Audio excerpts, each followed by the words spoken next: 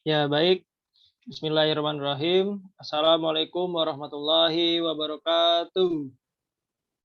Waalaikumsalam warahmatullahi wabarakatuh. Ya, salam sejahtera bagi kita semua. Om Swastiastu, Namo Buddhaya, salam kebajikan. Perkenalkan, nama saya Noval Dapat Setiawan dari S1 Farmasi Universitas Pancasila angkatan 2017. Pada kesempatan kali ini, kami dari kelompok 1 akan mempresentasikan hasil kerja kelompok kami, yaitu air dalam pangan. Sebelum saya mempresentasikan materi air dalam pangan ini, saya akan memperkenalkan dosen pengampu dalam mata kuliah ini, yaitu ada Apoteker Diana Serlawati, Magister Sains, dan Dr. Apoteker Pri Sarnianto, Magister Sains. Adapun anggota kelompok 1 kelas C, yaitu yang pertama ada Aulia Ade Siregar dengan NPM 2017-210-037, dan yang kedua ada Melia Indrianti dengan NPM 2017-210-138.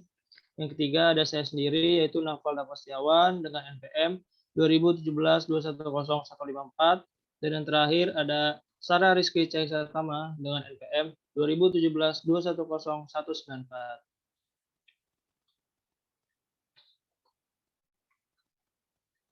Salam Pancasila. Ya, di sini kelompok 1 akan mempresentasikan air dalam pangan. Ya, next. Adapun latar belakang yang melatar belakangi materi ini, yaitu air merupakan komponen kimiawi yang terbesar pada bahan pangan dan merupakan cairan yang esensial bagi hidup. Air penting sebagai alat transportasi, reaktan maupun sebagai media reaksi. Yang tiga ada stabilisasi, yaitu ada biopolimer dan suhu. Dan yang terakhir ada sebagai fasilitator terhadap sifat dinamis makromolekul, misalnya enzim. Kandungan air dari suatu bahan pangan perlu diketahui terutama untuk menentukan persentase zat-zat gizi secara keseluruhan. Jumlah kadar air yang terdapat di dalam suatu bahan pangan sangat berpengaruh atas seluruh susunan persentase zat-zat gizi secara keseluruhan. Yang literatur yang dipakai yaitu dari Winarno tahun 1960. Dan penentuan kadar air ini dapat dilakukan dengan beberapa metode, yaitu yang pertama ada metode pengeringan, yaitu dengan oven biasa, yaitu ada metode destilasi, metode kimia, dan metode khusus. Nah, next. Fungsi air dalam bahan pangan. Yang pertama, air dapat mempengaruhi penampakan tekstur serta cita rasa makanan. Yang kedua, air dalam bahan makanan menentukan kesegaran dan daya tahan pangan.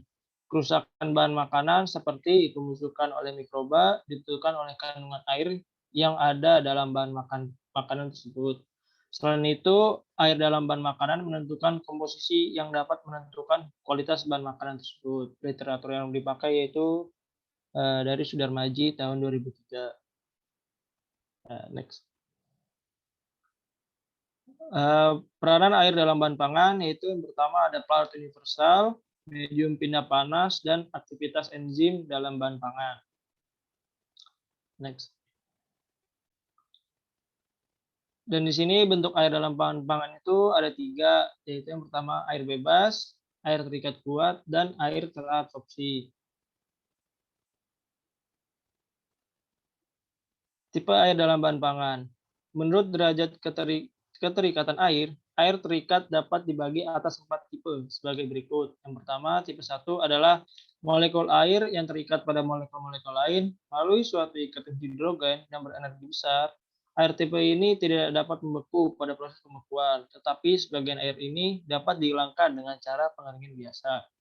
Air tipe ini terikat kuat dan seringkali disebut air terikat dalam arti sebenarnya. Tipe 2, yaitu molekul-molekul air membentuk ikatan hidrogen dengan molekul air lain. Terdapat dalam mikrokapiler dan sifatnya agak berbeda dengan air minum. Air ini lebih sukar dihilangkan dan penghilangan air tipe 2 ini akan mengakibatkan penurunan AW. AW itu yaitu water activity. Jika air tipe 2 dihilangkan seluruhnya, kadar air bahan akan berkisar 3-7% dan kestabilan optimum bahan makanan akan tercapai, kecuali pada produk-produk yang dapat mengalami oksidasi akibat adanya kandungan yang lain. Next. Tipe 3 adalah air yang secara fisik terikat dalam jaringan matriks, bahan seperti membran, kapiler, serat, dan lain-lain. Air tipe 3 ini, yang seringkali disebut dengan air bebas, mudah diuapkan dan dapat dimanfaatkan untuk pertumbuhan mikroba dan media bagi reaksi-reaksi kimiawi. Apabila air tipe ini diuapkan seluruhnya, kandungan air bahan berkisar antara 12-25% dengan waktu reactivity kira-kira 0,8%. Tergantung dari jenis bahan dan suhu. Yang terakhir ada tipe 4, adalah air yang tidak terikat dalam jaringan suatu bahan atau air murni dengan sifat-sifat air biasa dan keaktifan penuh. Literatur yang dipakai yaitu dari Winarno tahun 1992. Next. Kadar air dalam bahan pangan. Kadar air adalah perbedaan antara berat bahan sebelum dan sesudah dilakukan pemanasan. Setiap bahan bila diletakkan dalam udara terbuka, kadar airnya akan mencapai keseimbangan dengan kelembaban udara di sekitarnya. Kadar air ini disebut dengan kadar air seimbang. Setiap kelembaban relatif tertentu dapat menghasilkan kadar air seimbang tertentu pula. Dengan demikian dapat dibuat hubungan antara kadar air seimbang dengan kelembaban relatif. Sini ada kadar air, hubungan antara kadar air seimbang dan kelembaban relatif bahan pangan. Rumusnya itu ada AW sama dengan RH per 1000. Keterangannya itu AW itu adalah aktivitas air dan RH itu kelembaban relatif. Yang kedua ada rumus AW P per O.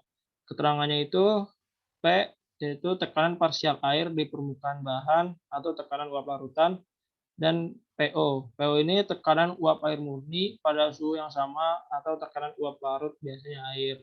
Jadi nilai AW suatu bahan atau produk pangan dinyatakan dalam skala 0 sampai 1. Nilai 0 berarti dalam makanan tersebut tidak terdapat air bebas, sedangkan nilai 1 menunjukkan bahwa bahan pangan tersebut hanya terdiri dari air murni. Next. Sini ada tabel 2 dari 1, itu kandungan air dalam beberapa komoditi bahan. Ya, saya sampling ya. Di sini ada tomat dengan kandungan air 94%. Dan yang paling rendah yaitu ada di biji kopi atau panggang, yaitu 5%. Ya, next. Penentuan kadar air dalam pangan. Yang pertama ada metode pengeringan. Metode pengeringan ini prinsipnya itu menguapkan air yang ada dalam bahan dengan jalan pemanasan. Kemudian menimbang bahan sampai berat konstan, yang berarti semua air sudah diuapkan. Cara ini relatif mudah dan murah. Yang kedua ada metode destilasi. Metode destilasi ini prinsipnya itu penentuan kadar air dengan destilasi adalah menguapkan air dengan pembawa cairan kimia yang mempunyai titik didih lebih tinggi daripada air dan tidak dapat bercampur dengan air, serta mempunyai berat jenis lebih rendah daripada air. Zat kimia yang dapat digunakan antara lain yang pertama toluen, kedua silen, yang ketiga benzen, yang keempat tetrachloretilen, dan terakhir silol. Yang ketiga ada metode kimiawi. Metode kimiawi ini dengan cara titrasi Karl-Fischer, cara kalsium karbit, dan cara asetil klorida. Yang keempat itu metode fisis, dan kelima itu metode fisikawi. Dengan metodenya yaitu ada metode densimetri, metode refraktometer, dan ketiga metode polarimetri. Ya, next. Pengaruh aktivitas air dan aktivitas mikroba dalam pangan. Tubuhnya bakteri, kapang, dan kamir di dalam bahan pangan dapat mengubah komposisi bahan pangan. Beberapa di antaranya dapat menghidrolisa pati dan selulosa atau menyebabkan fermentasi gula, sedangkan lainnya dapat menghidrolisa lemak dan menyebabkan ketengikan atau dapat mencerna protein dan menghasilkan bau busuk atau amonia. Ya, next. Kedua ada bahan makanan yang belum diolah seperti ikan, daging, telur, dan susu mempunyai waktu reactivity di atas 0,95. Oleh karena itu mikroba yang dominan tumbuh dan menyebabkan kebusukan, terutama adalah bakteri. 3 ada bahan pangan kering seperti biji-bijian dan kacang-kacangan kering, tepung dan buah-buahan kering. Pada umumnya lebih awet karena nilai activity waternya yaitu 0,60 sampai 0,85, yaitu cukup rendah untuk menghambat pertumbuhan kebanyakan mikroba. Pada bahan kering semacam ini, mikroba perusak yang sering tumbuh terutama adalah kapang yang menyebabkan bulukan. Next. 4 ada konsentrasi garam dan gula yang tinggi juga dapat mengikat air dan menurunkan activity water sehingga menghambat pertumbuhan mikroba. Yang 5, makanan yang mengandung kadar garam dan atau gula yang tinggi seperti ikan asin, dendeng, madu, kecap manis, sirup, dan permen biasanya mempunyai water activity di bawah 0,60 dan sangat tahan terhadap kerusakan oleh mikroba. Yang keenam ada makanan semacam ini dapat disimpan pada suhu kamar dalam waktu yang lama tanpa mengalami kerusakan. Faktor penentu kualitas air. Yang pertama, faktor penentunya itu ada kekeruhan. Kekurangan air dapat ditimbulkan oleh adanya bahan-bahan anorganik dan organik yang terkandung dalam air, seperti lumpur dan bahan yang dihasilkan oleh buangan industri. Yang kedua ada temperatur. Kenaikan temperatur air menyebabkan penurunan kadar oksigen terlarut. Kadar oksigen terlarut yang terlalu rendah akan menimbulkan bau yang tidak sedap akibat degradasi anaerobik yang mungkin saja terjadi. Yang ketiga ada warna. Warna air dapat ditimbulkan oleh kehadiran organisme, bahan-bahan tersuspensi yang berwarna, dan oleh ekstrak senyawa-senyawa organik serta tumbuh-tumbuhan. Yang keempat ada solid atau zat padat. Kandungan zat padat menimbulkan bau, juga dapat menyebabkan turunnya kadar oksigen terlarut. Zat padat dapat menghalangi penetrasi sinar matahari ke dalam air. Yang kelima ada bau dan rasa, dapat dihasilkan oleh adanya organisme dalam air seperti alga, serta oleh adanya gas seperti H2S yang terbentuk dalam kondisi anaerobik dan oleh adanya senyawa-senyawa organik tertentu. Next. Parameter penentu kualitas air. Pertama ada pH. Pembatasan pH dilakukan karena akan mempengaruhi rasa, korosivitas air, dan efisiensi klorinasi. Beberapa senyawa asam dan basa lebih toksik dalam bentuk molekuler, di mana disosiasi senyawa-senyawa tersebut dipengaruhi oleh pH. Kedua ada DO, disolved oksigen. DO adalah jumlah oksigen terlarut dalam air yang berasal dari fotosintesa dan absorpsi atmosfer atau udara. Semakin banyaknya DO, maka kualitas air semakin baik. 3 ada BOD, biological oxygen demand. BOD adalah banyaknya oksigen yang dibutuhkan oleh mikroorganisme untuk menguraikan bahan-bahan organik atau zat pencerna yang terdapat di dalam air secara biologi. Next. Keempat ada COD, chemical oxygen demand. COD adalah banyaknya oksigen yang dibutuhkan untuk mengoksidasi bahan-bahan organik secara kimia. Yang kelima ada kesadahan. Kesadahan air yang tinggi akan mempengaruhi efektivitas pemakaian sabun. Namun sebaliknya dapat memberikan rasa yang segar. Di dalam pemakaian untuk industri, yaitu air ketel, air pendingin, atau pemanas, adanya kesadahan dalam air tidaklah dikehendaki.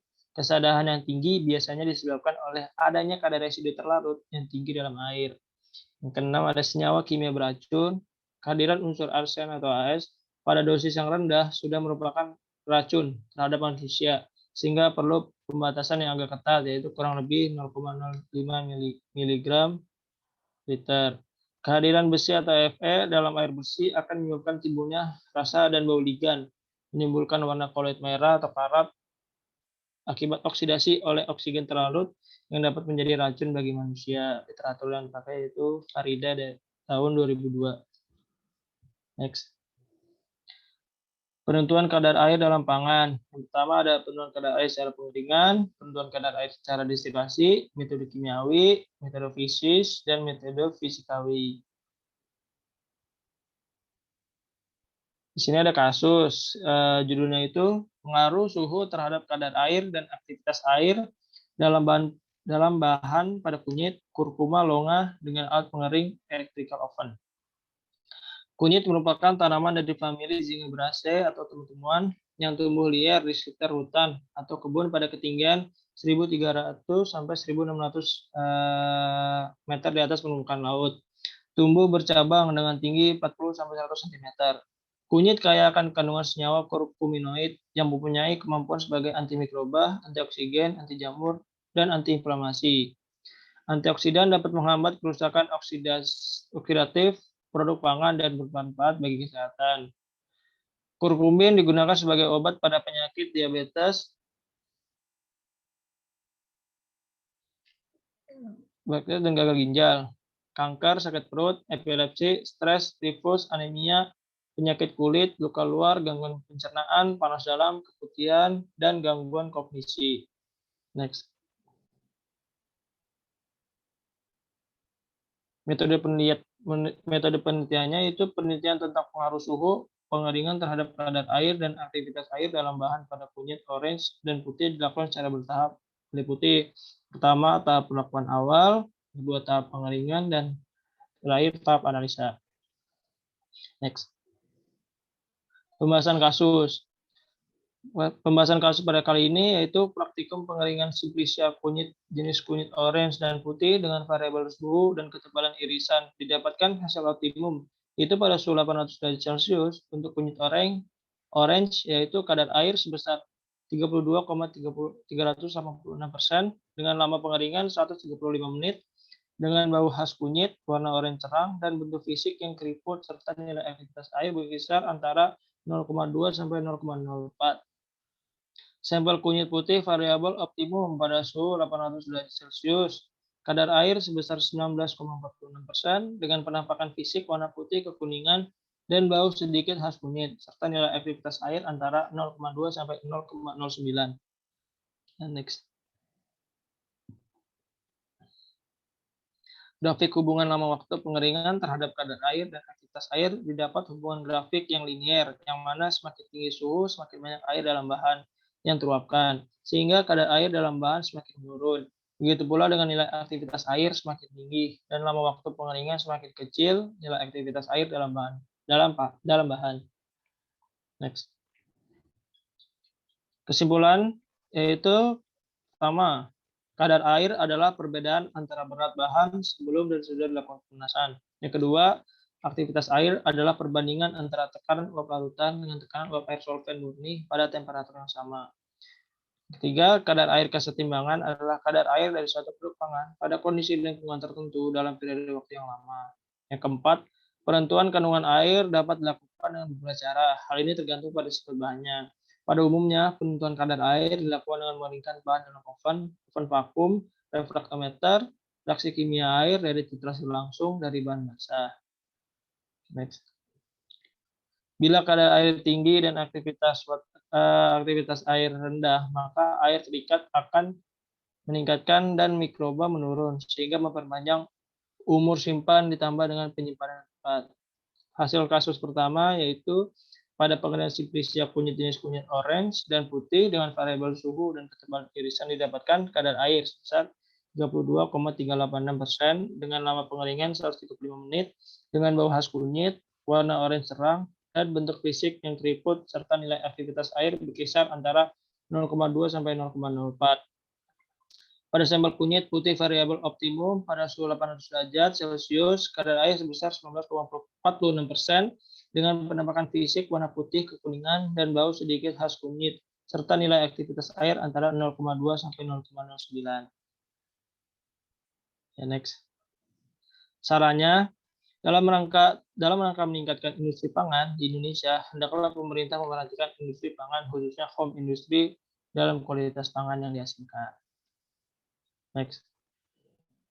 Berikut daftar pustaka yang kami gunakan untuk presentasi pada kali ini. Ya, next. Ada 11 daftar pustaka.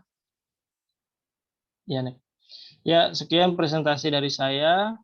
Kurang lebihnya mohon maaf. Terima kasih. Wassalamualaikum warahmatullahi wabarakatuh. Salam Pancasila.